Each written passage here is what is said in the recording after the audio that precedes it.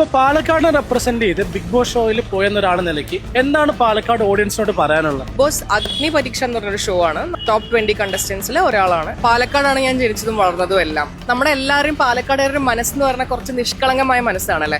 ഞാൻ അവിടെ നമ്മുടെ പാലക്കാട് തന്നെ ഒരാളും കൂടി റെപ്രസെന്റ് ചെയ്ത് പോയിട്ടുണ്ടായിരുന്നു. ഭയങ്കര അഗ്രസീവ് ആയതുകൊണ്ട് അവരെ ഔട്ടാക്കി കളഞ്ഞു. എന്റെ ഇവിക്ഷൻ സമയത്ത് പറഞ്ഞു, നിങ്ങൾ വളരെ വെൽ സ്പോക്കണും വെൽ മാനേർഡും ആയിട്ടുള്ള ആളാണ്, അതുകൊണ്ട് നിങ്ങളെ പോലുള്ള ഒരാളെ ബിഗ് ബോസിന് ആവശ്യമില്ല എന്നുള്ളതാണ്. ഒരുപാട് കണ്ടന്റ് അവിടെ കൊടുത്തിട്ടുണ്ട്, പക്ഷെ അതൊന്നും ഇൻ റിയാലിറ്റി ഒന്നും വന്നിട്ടില്ല എന്നുള്ളതാണ്. ഞാൻ അത്യാവശ്യം നല്ലപോലെ കണ്ടന്റ് കൊടുത്തിട്ട് ആ 39 പേരുടെയും വളരെ വലിയ കയ്യടി കിട്ടിയിട്ടുള്ള ഒരു ഇൻസിഡന്റ് ഒക്കെ അവിടെ ഉണ്ടായിരുന്നു. സാധനം പുറത്തു വന്നപ്പോ ഞാൻ പറഞ്ഞില്ലേ, മൊത്തം മുറിച്ച് കളഞ്ഞു അവർക്ക് ഒരു ലിസ്റ്റ് ഓഫ് ആൾക്കാർ പോകണം എന്നുണ്ട്. സ്ക്രീൻ സ്പേസ് കൊടുക്കുകയാണെങ്കിൽ നിങ്ങൾ തമിഴ് അല്ലെങ്കിൽ കന്നഡ, തെലുഗു ഒക്കെ കണ്ടുപഠിക്കണം. അതിൽ ഓരോ ആൾക്കാർക്കും സ്ക്രീൻ സ്പേസ് കൊടുക്കുന്നുണ്ട്. ഞാൻ വളരെ റിയൽ ആയിട്ട് അവിടെ കളിച്ചിട്ടുള്ളത്. റിയൽ ആയിട്ടുള്ള ആൾക്കാരെ അല്ല അവിടെ വേണ്ടത്. സെലിബ്രിറ്റി അല്ലാത്ത സാധാരണക്കാരനായിട്ടുള്ള ഒരാളാണ് കോമണർ. 60 ഡ്രസ്സാണ് നമ്മൾ വാങ്ങിക്കൊണ്ട് പോകുന്നത്. കോമണർ ഷോയിലേക്ക് പോകാൻ താല്പര്യം ഉണ്ടെങ്കിൽ ഒരു 1.5 ലക്ഷം അക്കൗണ്ടിൽ ബാലൻസ് വെച്ചിട്ട് നിങ്ങൾക്ക് വേണമെങ്കിൽ അവിടെ അറ്റൻഡ് ചെയ്യാം. ഫസ്റ്റ് ഡേ തന്നെ ഔട്ടായി പോയ ആൾക്കാരുണ്ട്. കാശുള്ളവൻ അഫോർഡ് ചെയ്യാം, അല്ലാത്തവന് അത് ബുദ്ധിമുട്ടായിരിക്കും. ഭയങ്കര ഒബ്സർവന്റ് ആണ്, ഭയങ്കര കീനാണ്. എന്തെങ്കിലും നമ്മുടെ ഒരു പേഴ്സണാലിറ്റിയിലെ ഡിഫക്റ്റോ അല്ലെങ്കിൽ എന്തെങ്കിലും തോന്നിക്കഴിഞ്ഞാൽ കറക്റ്റ് ആയിട്ട് നമ്മളെ അങ്ങ് വധിച്ച് കളയാനുള്ള ഒരു കപ്പാസിറ്റി റിയാസിനുണ്ട്.